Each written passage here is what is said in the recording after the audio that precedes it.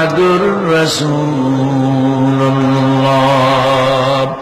জীবনে বিশ্বাসের সাথে এই কালেমা যে উচ্চারণ করেছে, মুখ দিয়া বিশ্বাস করেছে, তার পাপের সব শাস্তি শেষ হয়ে যাওয়ার পর আল্লাহ পাক তাকে মুক্ত করবেন জাহান্নাম থেকে। কেউ এরকম জাহান্নামে থাকবে না যে একবার কালেমা বিশ্বাসের সাথে উচ্চারণ করেছিল। এই কথা কাফেরদের ব্যাপারে প্রযোজ্য নয়। সর্বশেষ যে ব্যক্তি জাহান্নাম থেকে মুক্তি লাভ করবে তাকে আল্লাহ পাক বলবেন, ফেরেশতাদেরকে বলবেন, আমার ফেরেশতারা আমার এই বান্দাকে জান্নাত এবং জাহান্নামের মাঝখানে রেখে দাও। জান্নাত এবং জাহান্নামের মাঝখানে লোকটি যখন থাকার জায়গা পাবে সে জান্নাতের দিকে তাকায়া দেখবে আর কাঁদতে থাকবে।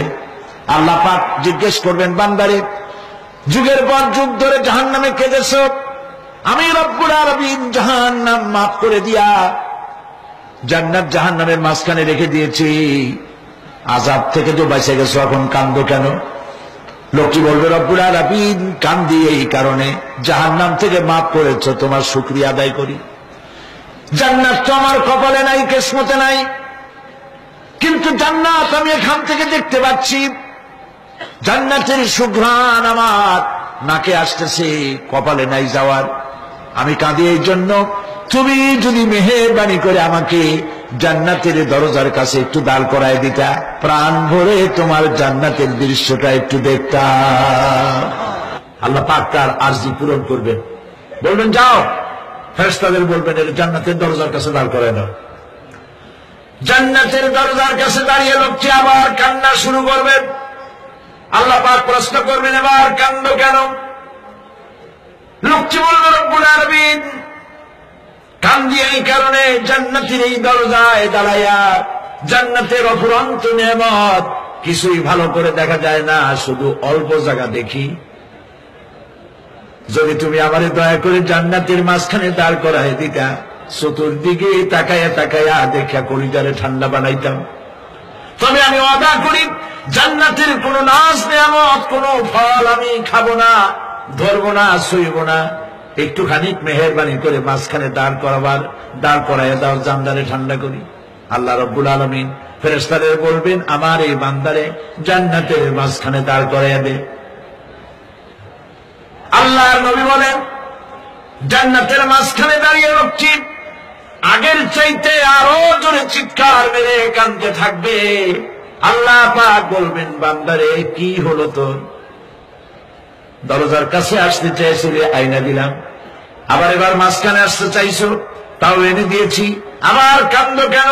লোকটি বলবে, রব্বুল আলামিন এবার কান্দি এই জন্যে, তুমি যখন দয়া করে একটিবার জান্নাতের মাঝখানে এনে আমাকে দাঁড় করায় দিয়েছো, তুমি রহমান রহিম গফুরুর রহিম, এই জান্নাত থেকে আবার আর বাইর করে দিও না। আল্লাহ রাব্বুল আলামিন বলবেন, ও আমার বান্দারে, আমার এই জান্নাত তোর খুব পছন্দ হয়েছে নাকি? লোকটি বলবে, রব্বুল আলামিন কলিজা ঠান্ডা হয়ে গেছে, ভাবতেও পারি না এই জান্নাত এত সুন্দর।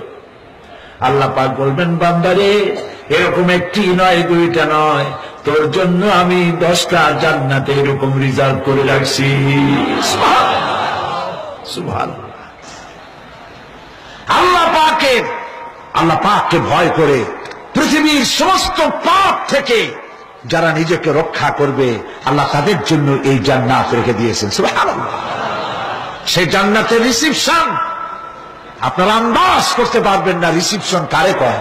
কি আর প্রধানমন্ত্রী আর প্রেসিডেন্ট, 4-5টা পুলিশ আর আর্মি আসে একটা ফট করে সেলুট মারলো, বাস শেষ হয়ে গেল, এরকম না।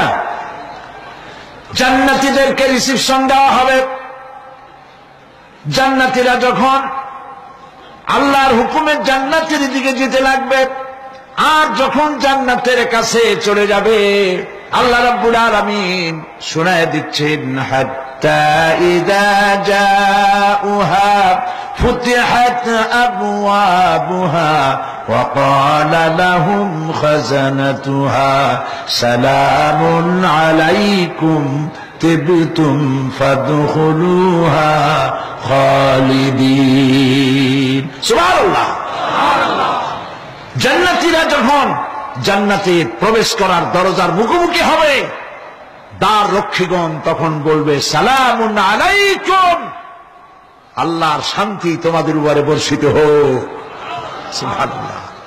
দুনিয়ার টাটকা টাটকা সুখগুলি দুই পা দিয়ে ঠেলে দিয়েছ, টাটকা সুখগুলি গ্রহণ করো নাই, হারাম খাও নাই, আল্লাহর দ্বীন কায়েমের জন্য রক্ত দিয়েছো, জীবন দিয়েছো, কষ্ট করেছো, আল্লাহকে ভয় করেছো। আমাদের সালাম গ্রহণ করো, জান্নাতের মধ্যে ঢুকে যাও চিরকালের জন্য। সুবহানাল্লাহ। আর বাইরে হওয়া লাগবে না, চিরকাল এই জান্নাতের মধ্যে তোমরা বসবাস করতে পারবে। আল্লাহ রাব্বুল আলামিনের ফেরেশতারা বলে দিবেন। জান্নাতের মধ্যে আল্লাহ পাক হুরদের সঙ্গে জান্নাতীদের বিয়ের ব্যবস্থা করে দিবেন। কোরআনে কারীমে আল্লাহ পাক বলেন মুত্তাকিইনা আলা সুরুজিন মাসফুফাতিন ওয়া যাওয়াজনাহুম বিহুরিন ঈন। সামনাসামনি ভাবে সাজানো সারা সারি সারি আসন সমূহের উপর তারা ঠেস লাগায় বসে থাকবে, আর আল্লাহ রাব্বুল আলামিন হুরদের সাথে জান্নাতীদের বিয়ের ব্যবস্থা করে দিবেন। যেসব হুরের সঙ্গে বিয়ে হবে তাদের আল্লাহ পাক বিবরণ দিচ্ছেন কি রকম হবে তারা। লাম ইয়াতমিসহুন্না ইনসুন ওয়ালা জান। এর পূর্বে জিন এবং ইনসান এদেরকে কেউ স্পর্শ করে নাই। কিরকম তারা? কাআন্নাহুন্নাল ইয়াকুতু ওয়াল মারজান। যেমন ঝিনুকের ভিতরে মণিমুক্তা থাকে, এইভাবে আল্লাহ পাক তাদেরকে পবিত্র করে রেখে দিয়েছেন।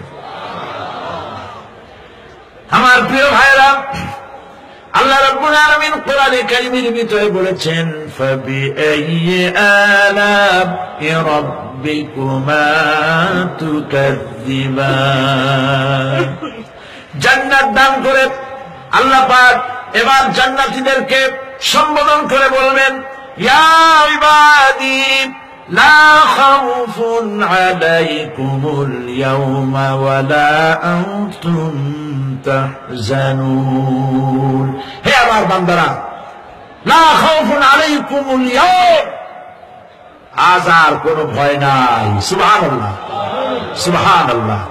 আজ আর কোনো ভয় নাই, কোনো চিন্তাও নাই, আরামে এই জান্নাতের মধ্যে বসবাস করো। এরপরে আল্লাহ পাক জিজ্ঞেস করবেন ও আমার জান্নাতীরা, আমি যেসব ওয়াদা করছিলাম আমার ওয়াদা মোতাবেক সমস্ত নিয়ামত পেয়েছ? তারা বলবে হ্যাঁ পেয়েছি, সব নিয়ামত আপনার ওয়াদা মোতাবেক সব পেয়েছি। আল্লাহ রাব্বুল আলামিন বলবেন সব পাও নাই, ওয়ালাদাইনা মাজিদ, আমার কাছে আরো বেশি আছে।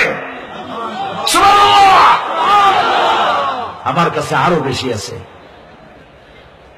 জান্নাতীরা বুঝবে না সে আরো বেশিটা কি, এর থেকে আর বেশি কি। প্রিয় ভাই সব, নবী করিম সাল্লাল্লাহু আলাইহি ওয়াসাল্লাম বলেছেন জান্নাতের সুখ আর শান্তি কোন চোখ নাই যা দেখেছে, যা কোন অন্তঃকরণ নাই যা কল্পনা করতে পেরেছে। এই জান্নাত মুত্তাকিদের জন্য আল্লাহ রাখছেন। সুবহানাল্লাহ। জান্নাতীরা ভাবতেও পারবে না সেই নিয়ামতগুলি কি। প্রিয় ভাই সব, সেই মুহূর্তে আল্লাহর নবী মুহাম্মদ রাসূলুল্লাহ সাল্লাল্লাহু আলাইহি ওয়াসাল্লাম বলবেন রব্বুল আলামিন, আমার উম্মতেরা জান্নাতীরা বুঝতে পারে নাই আপনার কাছে কি নিয়ামত আরো বেশি আছে। আমার এই উম্মতেরা জান্নাতীরা আপনার ওয়াদা মোতাবেক সব পেয়েছে, কিন্তু একটি জিনিস এখনো তাদের কিসমতে হয় নাই।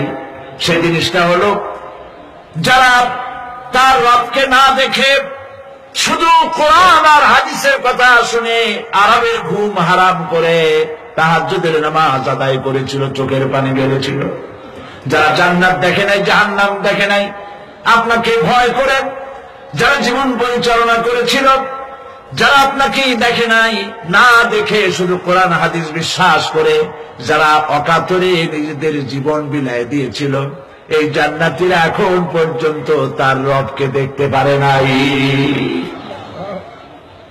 আল্লাহ রাব্বুল আলামিন তার সামনে থেকে 70,000 পর্দা সরে যাবে। আল্লাহ পাক বান্দাদের আরজি পুরা করার জন্য জান্নাতীদের সামনে তিনি জালোয়া ফরজ হবে। কোরআন শরীফের ভিতর আল্লাহ পাক বলেন, জান্নাতীরা তারা আল্লাহর দিকে, জান্নাতীরা তার রবের দিকে তাকিয়ে থাকবে, আর রব তার বান্দাদের দিকে তাকাইয়া থাকবে। প্রাণ ভরে জান্নাতীরা রবকে দেখবে, সুবহানাল্লাহ, আল্লাহ পাককে দেখবে। প্রাণ খুলে আজ দোয়া করে রব্বুল আলামিন, জান্নাতের যেই পরিবেশে, যেই জায়গায় তুমি দয়া করে তোমার গোলামদেরকে তুমি নিজেই দর্শন দিবে, দেখা দিবে। মনিব গো, ও আমাদের রব, আজ এই বিশাল জনসমুদ্র নিয়ে তোমার দরবারে আবেগ ভরা কণ্ঠে বলি, যে অনুষ্ঠানটি তুমি এমন মুবারক অনুষ্ঠান করবে যেখানে তুমি জান্নাতীদেরকে দেখা দিবে, ওই জান্নাতের কোন একটি, ওই অনুষ্ঠানের কোন একটি কোনায় কানায় আমাদেরকেও দাঁড় করাইয়া দেখার তো